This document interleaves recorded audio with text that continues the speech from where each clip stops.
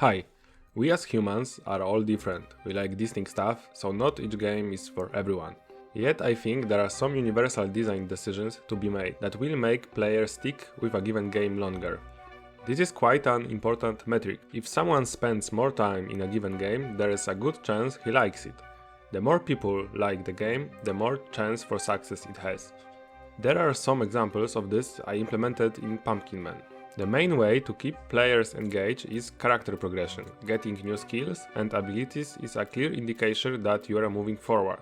The issue is when the only thing that changes is numbers going up. That's why I don't like the ideas like passive skills or level scaling. In my book, ideal character progression makes gameplay different with each improvement made to the character. It's not always possible and there are good reasons for other types of perks, but it's a principle I try to follow. Let's look at how it works on example from Pumpkin Man. This is a ghost. It's one of the first enemies you will meet. The ghost is simple. It moves from wall to wall and it can go through pumpkins and poltergeists. At first, your only way to defeat it is to plant a pumpkin on its way with good timing, so it will explode exactly when a ghost is nearby. You can enlarge the explosion size to make it easier. When the first ability is unlocked, pushing pumpkin, the strategy to fight ghost changes. Timing is much easier, as you can just push the pumpkin into the wall when a ghost is passing by. The next ability unlocked is traps.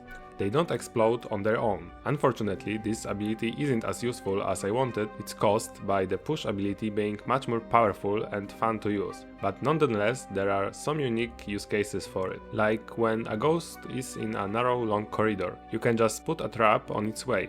Ghosts don't activate traps, but pumpkins do. You can just use the push ability to make dealing with ghosts even easier.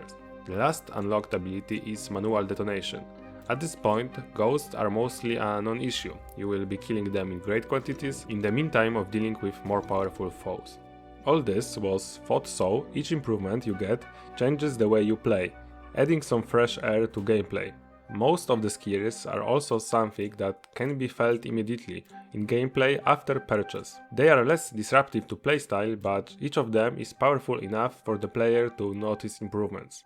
Another, I think, most obvious way to keep players hooked is changing the environment. Everyone likes to do rearrangement of the room from time to time. Similar logic can be applied to games. Even if challenges differ, but level setting stays the same, player will feel like he's playing the same stage over and over again. That's why I prepared 4 different surroundings plus a unique boss fight level for Pumpkin Man: the graveyard, forest, town and crypts. This of course meant more work on my side, preparing unique pixel art and picking the right music for a given mood. But I think it paid out, as the game feels more adventurous this way.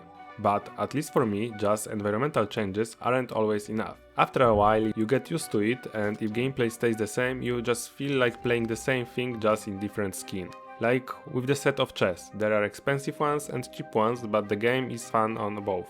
And that's where my problem with many games comes in. The environment changes and new enemies are introduced, but quickly you realize that all new enemies are old ones just with different models, but their AI and sometimes even animations stay the same. That way, there are no new challenges for players to face, which quickly becomes boring. I put in additional effort to make sure that each enemy in Pumpkin Man has a unique set of moves. New enemies are introduced through the whole playthrough, roughly every 3 levels. This could be a little bit of a spoiler, so you may want to skip this part where I describe them.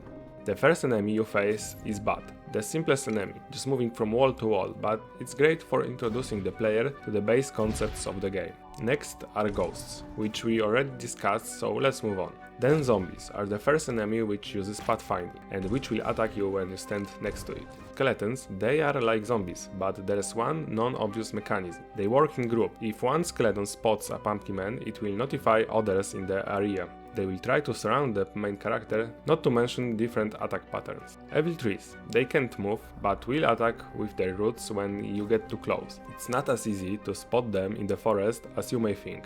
Witches, summon ghosts and escape from Pumpkin Man. Then the sneaky bastards, dark shadows. At first glance they behave like ghosts, but getting too close to them can be dangerous. They could change direction randomly, something that normal ghosts don't do. Also they split in two when killed. Clowns are next, and to be fair, the idea for them was cool on paper. They can discharge planted pumpkins. But in execution, sending flying pumpkins is just a better strategy as they cannot discharge them midair. But still, this ability can be surprise for the player once or twice in the game. Mummies are the only enemy that can destroy poltergeist walls. Also, they have a unique attack pattern. And finally, the ultimate nemesis, the vampires. They basically are super fast and can teleport.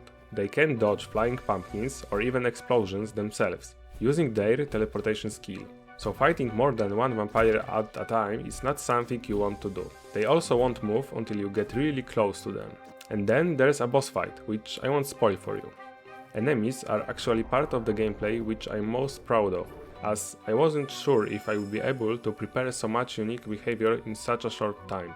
But I think they fulfill their role nicely and force players to adapt to new challenges on almost every level, as different combinations of monsters can give different results.